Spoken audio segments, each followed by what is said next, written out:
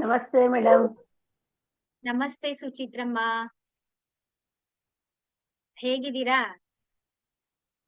ಶಾಂತಮ್ಮ ಅವರ ಅದು ನೀವು ಆಡಿಯೋ ಆನ್ ಮಾಡ್ಕೊಳ್ಳಿ. ಶಾಂತ ಮಾತಾಡ್ತಾರೆ. ಹಾ, ಲೇಟ್ ಶಾಂತಮ್ಮ ಆಯ್ತು, ಜಾಯಿನ್ ಆಗಿದ್ದು ಅದಕ್ಕೆ ಹೌದು, ಲೇಟ್ ಸರಿ ಆಯ್ತು. ಹರೇ ರಾಮ ಜಾಯಿನ್ ಹರೇ ಆಗಿದ್ದು. ಕೃಷ್ಣ. ಹರೇ ರಾಮ ಮೊದಲಿಗೆ ಹರೇ ನಾವು ಕೃಷ್ಣ. ಗುರುವಂದನೆಯನ್ನ ಮಾಡೋಣ.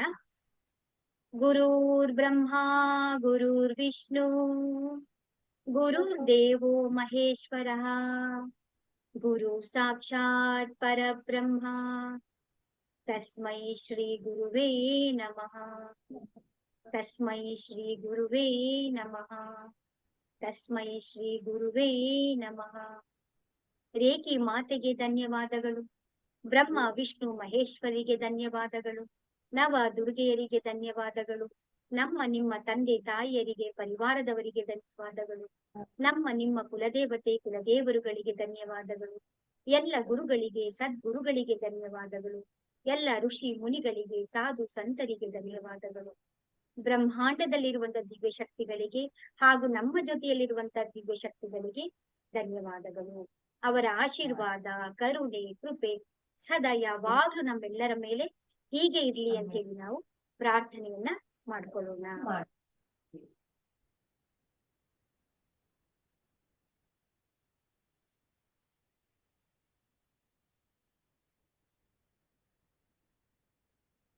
ನಿಮಗೆ ಒಂದು ಅರಿವಿಗೆ ಇರ್ಲಿ ಯಾವಾಗ್ಲೂ, ರೇಖಿ ಅಂತಂದ್ರೆ ಏನು ಅಂತ ಹೇಳಿದ್ರೆ ಸಿಂಪಲ್ ಆಗಿ ಹೇಳ್ಬಿಡ್ತೀನಿ. ರೇ ಅಂತಂದ್ರೆ ಏನು ಅಂತ ಹೇಳಿದ್ರೆ ಪ್ರಕಾಶ ಅಂತ ಹೇಳಿ. ಕೀ ಅಂತಂದ್ರೆ ಏನು? ಆ ಪ್ರಕಾಶವನ್ನ ನಾವು ಸೇರುವಂತ ಒಂದು ಕೀ ಅಂತ ಹೇಳ್ಬೋದು. ಅಂದ್ರೆ ಆ ದಾರಿಯನ್ನ ನಾವು ರೇಖಿ ಅಂತ ಹೇಳಿ ಕರಿತೀವಿ.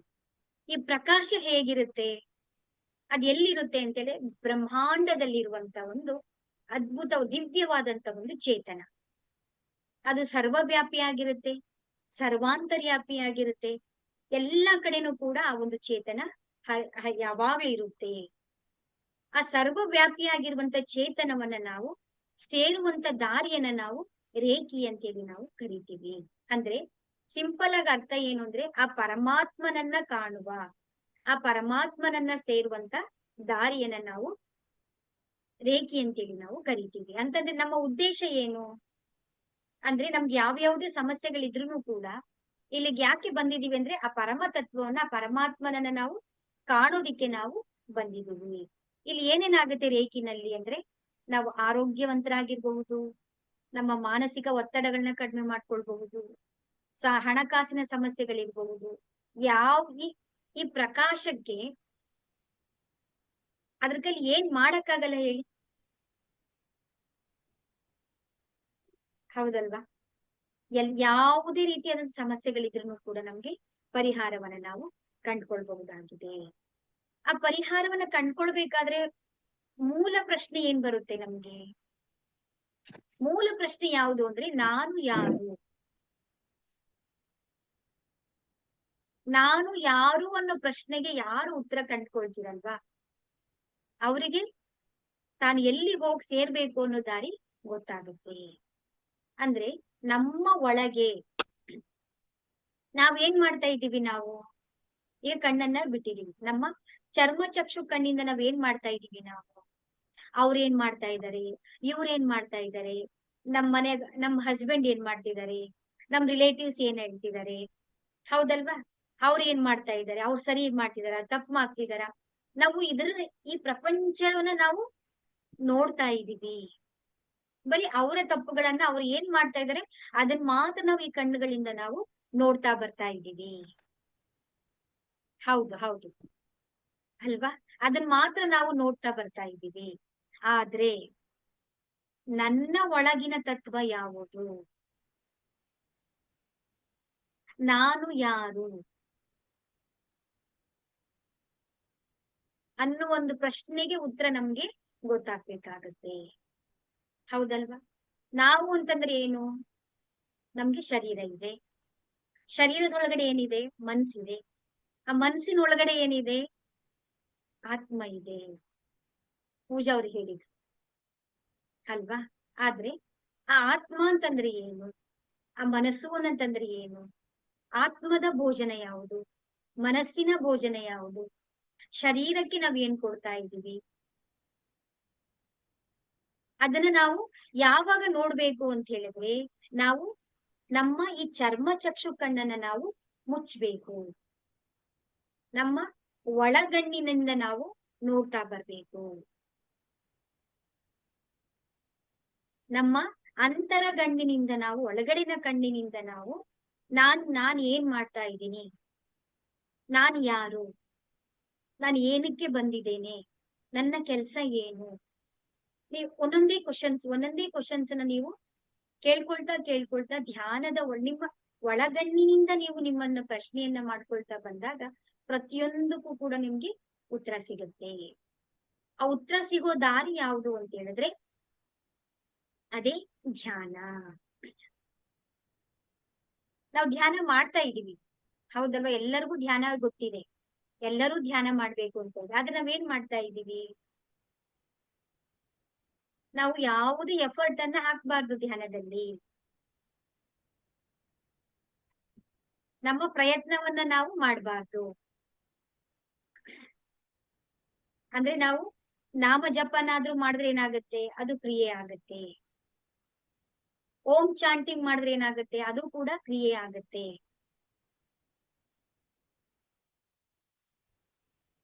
ಹೌದಲ್ವಾ?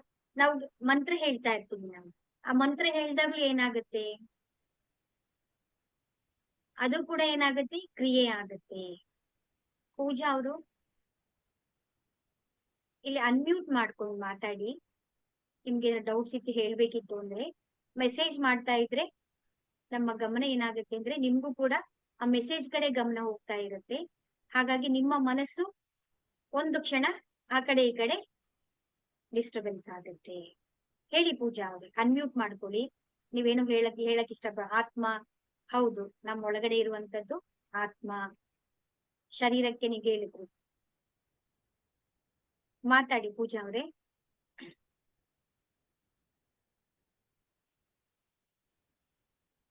ನೀವ್ ಹೇಳೋದೆಲ್ಲ ಕರೆಕ್ಟ್ ಇದೆ, ಹೇಳಿ ಪೂಜಾ ಅವ್ರೆ.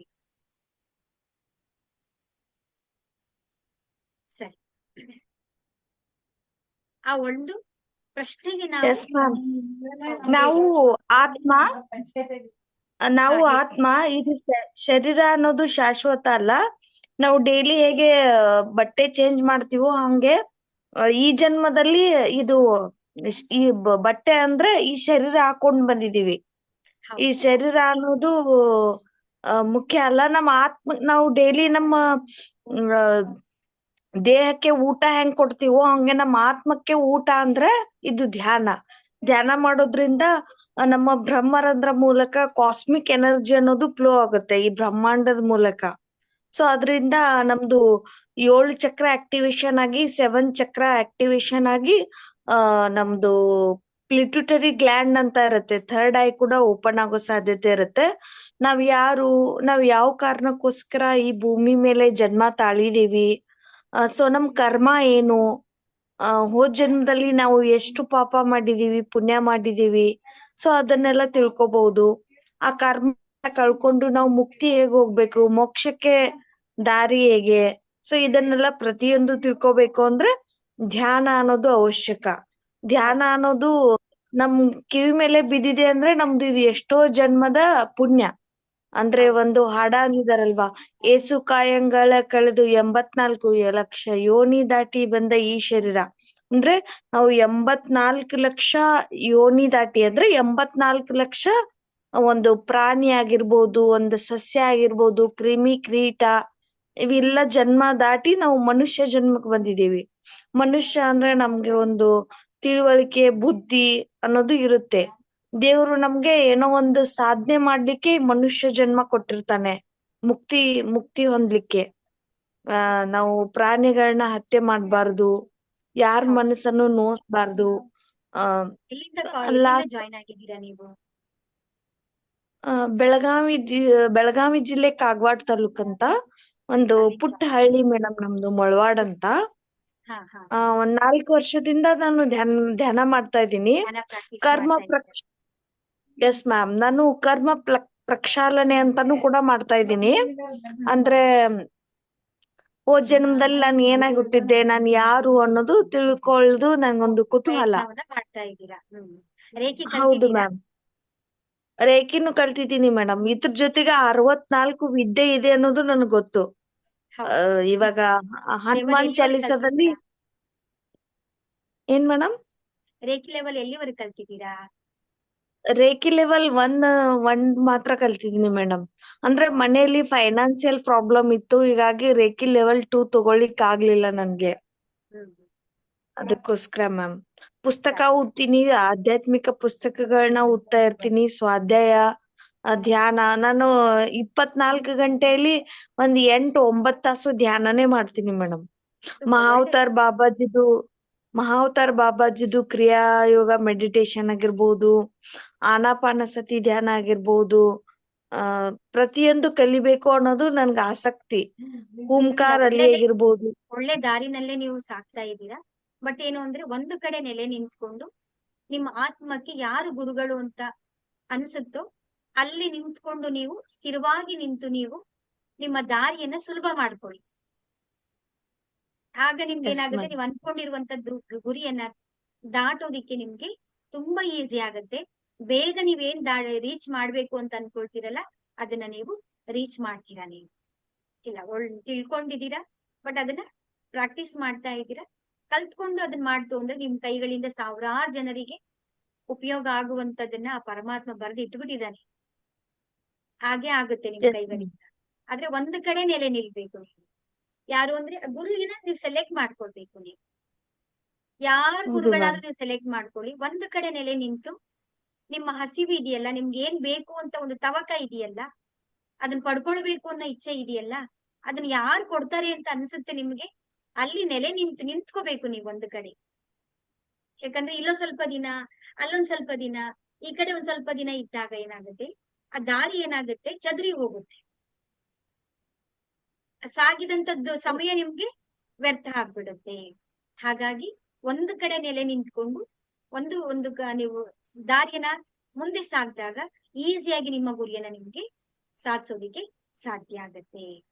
ಖಂಡಿತವಾಗ್ಲೂ ಧ್ಯಾನನೇ ಎಲ್ಲಾ ಪ್ರಶ್ನೆಗಳಿಗೆ, ಎಲ್ಲದಕ್ಕೂ ಕೂಡ ಉತ್ತರ ಇರೋದು ಯಾವುದು ಅಂದ್ರೆ ಧ್ಯಾನನೇ ನಮಗೆ.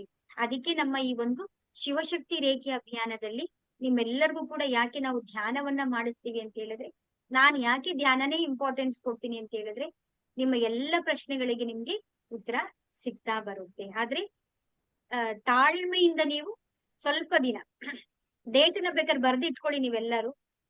ಯಾವಾಗ ಜಾಯಿನ್ ಆಗಿದ್ದೀನಿ, ನನ್ನಲ್ಲಿ ಏನ್ ಪರಿವರ್ತನೆ ಆಗಿದೆ, ಒಂದೊಂದು ಹಂತವನ್ನ ಕಲ್ತಾಗ ನನ್ನಲ್ಲಿ ಏನ್ ಗೊತ್ತಾಗಿದೆ ಅಂತೇಳಿ ನಿಮ್ಗೆ ಕೂಡ ಅದು ಅನುಭವಕ್ಕೆ ಬರುತ್ತೆ.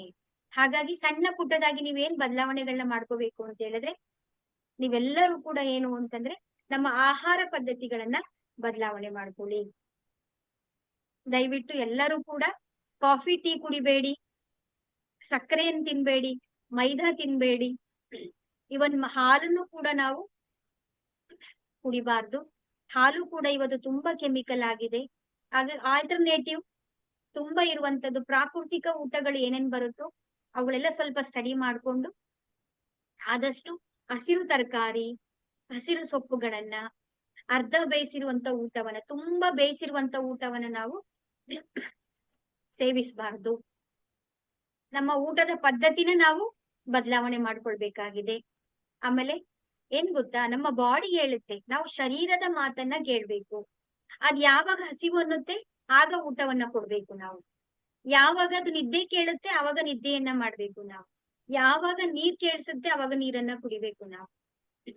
ಯಾವಾಗ ನಾವು ವಾಶ್ರೂಮ್ಗೆ ಹೋಗ್ಬೇಕು ಅಂತ ಅನ್ಸುತ್ತೋ ಅವಾಗ ನಾವು ವಾಶ್ರೂಮ್ಗೆ, ಯಾವುದನ್ನು ಕೂಡ ನಾವು ಬಲವಂತವಾಗಿ ನಾವು ಶರೀರಕ್ಕೆ ಪ್ರೆಷರ್ ಕೊಡಬಾರ್ದು ನಾವು. ಅದು ಒಂದು. ಮತ್ತೆ 6 ಗಂಟೆ ಒಳಗಡೆ ಊಟ ಮಾಡುವಂತ ಅಭ್ಯಾಸವನ್ನ ಫಾಲೋ ಮಾಡ್ಕೊಳ್ತಾ ಬನ್ನಿ. ಸ್ವಲ್ಪ ಕಷ್ಟ ಆಗುತ್ತೆ ಇಷ್ಟು ವರ್ಷದ ಊಟದ ಪದ್ಧತಿಗೂ ಈಗನು ಕೂಡ. ಆಗ ನಮ್ಮ ಡೈಜೆಷನ್ ಆಗಿ ಅದು ಕ್ಲೀನ್ ಆಗೋದಿಕ್ಕೆ ತುಂಬಾ ಸಹಾಯ ಮಾಡುತ್ತೆ. ದಯವಿಟ್ಟು ನೀವು ನನಗೆ 2ನೇ ಗುರುದಕ್ಷಿಣೆ ಏನ್ ಕೊಡ್ಬೇಕು ಅಂತ ಹೇಳಿದ್ರೆ ಕೇಳ್ಕೊಳ್ಳೋದು ಏನು ಅಂದ್ರೆ, ಯಾರು ದಯವಿಟ್ಟು ಕಾಫಿ ಟೀನ ಕುಡಿಬೇಡಿ. ಶುಂಠಿ, ಏಲಕ್ಕಿ, ಲವಂಗ, ತುಳಸಿ ಅರಿಶಿಣ ಇದೆಲ್ಲನೂ ಹಾಕಿ ನೀವು ಸ್ವಲ್ಪ ಬೆಲ್ಲ ಹಾಕಿ, ಬೆಲ್ಲನೂ ಜಾಸ್ತಿ ಸೇವಿಸಬಾರ್ದು. ಬೆಲ್ಲದ ಮೂಲ ಯಾವ್ದು ಹೇಳಿ? ಕಬ್ಬು. ಸಕ್ಕರೆಯ ಮೂಲ ಯಾವ್ದು ಹೇಳಿ? ಕಬ್ಬು. ಎರಡೂ ಬರೋದು ಒಂದ್ರಿಂದಾನೆ. ಹಾಗಾಗಿ ಸ್ವಲ್ಪ ಬೆಲ್ಲಕ್ಕೆ ನಾವು ಬಂದು ಬೆಲ್ಲನೂ ನಿಧಾನವಾಗಿ ನಾವು ಬಿಡ್ತಾ ಬರ್ಬೇಕಾಗತ್ತೆ. ಹಾಗಾಗಿ ಅದೊಂದು ಬದಲಾವಣೆ ಮಾಡ್ಕೊಳ್ಳಿ. ಅದಾದ ನಂತರ ಧ್ಯಾನವನ್ನ ಮಾಡ್ತಾ ಬನ್ನಿ. ಎಷ್ಟು ನಿಮಿಷಗಳ ಕಾಲ ಆಗುತ್ತೋ ಅಷ್ಟು ನಿಮಿಷಗಳ ಕಾಲ ನೀವು ಮಿನಿಮಮ್ ಅಂದ್ರೆ ನಿಮ್ಮ ಏಜ್ ಇರುತ್ತಲ್ಲ ಅಷ್ಟು ನಿಮಿಷಗಳು. 40 ವರ್ಷ ಇದ್ರೆ 40 ನಿಮಿಷ, 60 ವರ್ಷ ಇದ್ರೆ 60 ನಿಮಿಷ ಧ್ಯಾನವನ್ನ ಮಾಡ್ತಾ ಬನ್ನಿ. ಮತ್ತೆ ಇನ್ನೊಂದು ಏನು ಅಂತ ಹೇಳ್ತು ಅಂದ್ರೆ, ನಮ್ಮ ಮೂರನೇ ಕಣ್ಣು ಆಕ್ಟಿವೇಶನ್ ಆಗೋದಿಕ್ಕೆ ಜ್ಯೋತಿಯನ್ನ ನೋಡ್ತಾ ಬನ್ನಿ. ನಿಮ್ಮ ಮನೆಯಲ್ಲಿ ದೀಪನ ಹಚ್ತೀವಲ್ವಾ, ನಿಮ್ಮ ಕಣ್ಣಿನ ನೇರಿಕೆ ಇಟ್ಕೊಂಡು ನೀವು ಜ್ಯೋತಿಯನ್ನ ನೋಡ್ತಾ ಬಂತು ಅಂತ ಹೇಳಿದ್ರೆ ಸ್ವತಃ ತನಗೆ ತಾನೇ ಅದು ಆಕ್ಟಿವೇಶನ್ ಆಗ್ತಾ ಬರುತ್ತೆ. ಬಲವಂತವಾಗಿ ನಾವು ನಮ್ಮ ಕುಂಡಲಿನಿ ಶಕ್ತಿಯನ್ನ ನಾವು ಆಕ್ಟಿವೇಶನ್ ಮಾಡ್ತು ಅಂತ ಹೇಳಿದ್ರೆ ಸಾರಿ ಸೈಡ್ ಎಫೆಕ್ಟ್ ಗಳಾಗೋ ಚಾನ್ಸಸ್ ಇರುತ್ತೆ. ಹಾಗಾಗಿ ನಾವು ಸರಳವಾದ ರೀತಿಯಲ್ಲಿ ನ್ಯಾಚುರಲ್ ಆಗಿ ನಾವು ನಮ್ಮ ಕುಂಡಲಿನಿ ಶಕ್ತಿಯನ್ನ, ನಮ್ಮ ಮೂರನೇ ಕಣ್ಣಿನ ಶಕ್ತಿಯನ್ನ ನಾವು ಆಕ್ಟಿವೇಶನ್ ಮಾಡ್ಕೊಳ್ತಾ ಬಂತು ಅಂತ ಹೇಳಿದ್ರೆ ನೀವೇನ್ ಅನ್ಕೊಳ್ತೀರಾ ಅದೆಲ್ಲವನ್ನು ಕೂಡ ನಿಮ್ಗೆ ಸಾಧನೆ ಮಾಡಬಹುದು. ನೆನ್ನೆ ಧ್ಯಾನ ತುಂಬಾ ಚೆನ್ನಾಗಾಗಿದೆ ಎಲ್ಲರಿಗೂ ಕೂಡ. ಇವತ್ತು ನಿಮ್ಗೆಲ್ಲ ಡೌಟ್ಸ್ ಗಳು ಕ್ಲಿಯರ್ ಆಗಿದೆ ಅನ್ಕೊಳ್ತೀನಿ. ಇನ್ನೇನಾದ್ರೂ ಡೌಟ್ಸ್ ಗಳಿದೆಯಾ?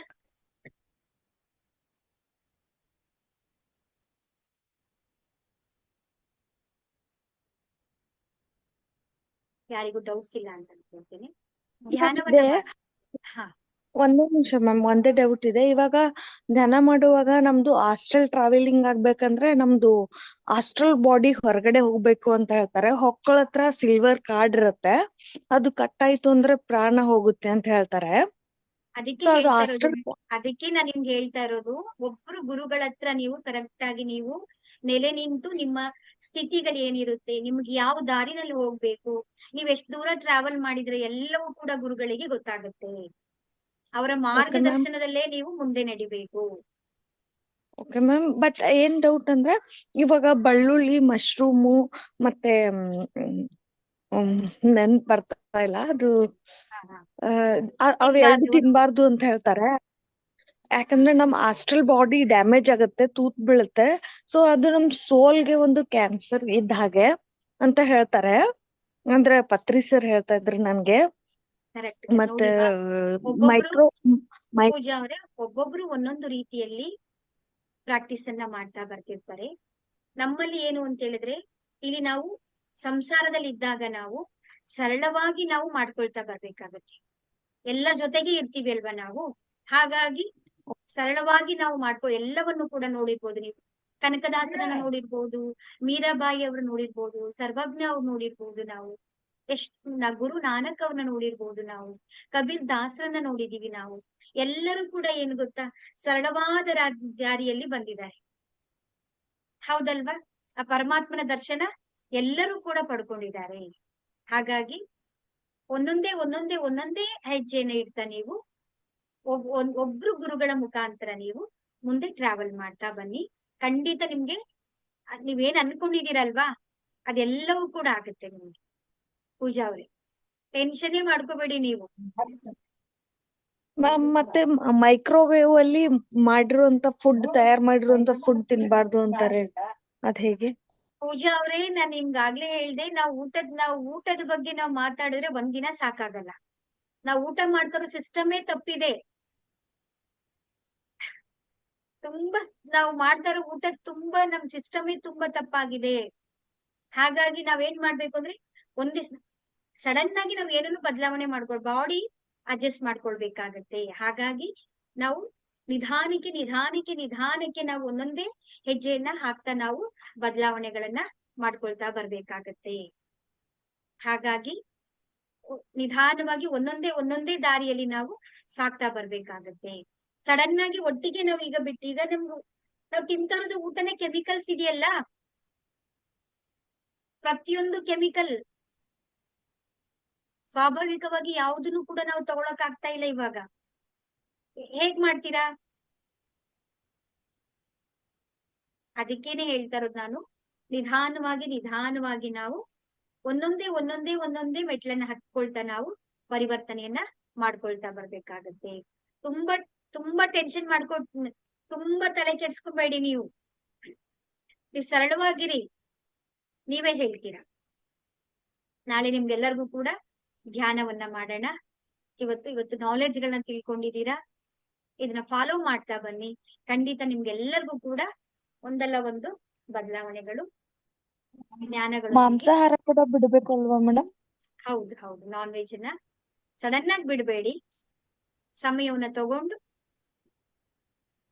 ಅದನ್ನ ಪ್ರಾಕ್ಟೀಸ್ ಮಾಡ್ತಾ ಬನ್ನಿ. ಅದ್ ನಿಮ್ಗೆ ಅನ್ಸ್ಬೇಕದು. ಬಲವಂತವಾಗಿ ನಾವು ಬಿಡೋದಿಲ್ಲ. ಅದು ತಿನ್ಲೇಬಾರ್ದು ಅಂತಾನೂ ಇಲ್ಲ, ತಿನ್ಬಾರ್ದು ಅಂತಾನೂ ಇಲ್ಲ. ತಿಂದೇ ಇದ್ರೆ ನಿಮ್ಗೆ ತುಂಬಾ ಒಳ್ಳೇದಾಗ. ಯಾಕಂದ್ರೆ ಆ ಧ್ಯಾನವನ್ನ ಮಾಡೋದಿಕ್ಕೆ ನಮ್ ಕೈಲಿ ಆಗೋದಿಲ್ಲ.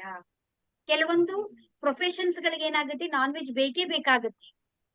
ಈಗ ಮಿಲಿಟರಿನಲ್ಲಿ ಇರ್ತಾರೆ, ಅವ್ರು ಧ್ಯಾನ ಮಾಡ್ತಿರ್ತಾರೆ, ಬಟ್ ಅವ್ರಿಗೆ non veg must and should ಇರುತ್ತೆ ಅವರಿಗೆ. ಅದಿಲ್ದೆ ನಾವು ಅವ್ರ ಪ್ರೊಫೆಷನ್ಗೆ ಮಾಡೋದಿಕ್ಕೆ ಆಗೋದಿಲ್ಲ. ಅಂತ ಸಮಯದಲ್ಲಿ ನಾವ್ ಏನು ಮಾಡಕ್ಕಾಗಲ್ಲ. ಎರಡನ್ನೂ ಬ್ಯಾಲೆನ್ಸ್ ಮಾಡ್ಕೊಂಡು ಹೋಗ್ತಾ ಬರ್ಬೇಕಾಗತ್ತೆ. ಹಾಗಾಗಿ ಏನ್ ಗೊತ್ತಾ, ನಾವು ನಮ್ಮ ಸಿಚುವೇಶನ್ ಏನಿದೆ, ನಾವ್ ಯಾವ ಸನ್ನಿವೇಶದಲ್ಲಿ ಇದೀವಿ, ನಾವ್ ಹೇಗ್ ಮಾಡ್ತಿದೀವಿ ಅನ್ನೋದನ್ನ ನೋಡ್ಕೊಂಡು ನಾವು ಫಾಲೋ ಮಾಡ್ಕೊಳ್ತಾ ಬದಲಾವಣೆಗಳನ್ನ ಮಾಡ್ಕೊಳ್ತಾ ಬರ್ಬೇಕಾಗತ್ತೆ. ಸರಿ, ಎಲ್ಲರಿಗೂ ಕೂಡ ಒಳ್ಳೇದಾಗ್ಲಿ. ನೀವ್ ಅನ್ಕೊಂಡಿರುವಂತಹ ಎಲ್ಲ ಮನೋಕಾಮನೆಗಳು ಕೂಡ ಆ ಪರಮಾತ್ಮನ ಅನುಗ್ರಹದಿಂದ ಎಲ್ಲರಿಗೂ ಕೂಡ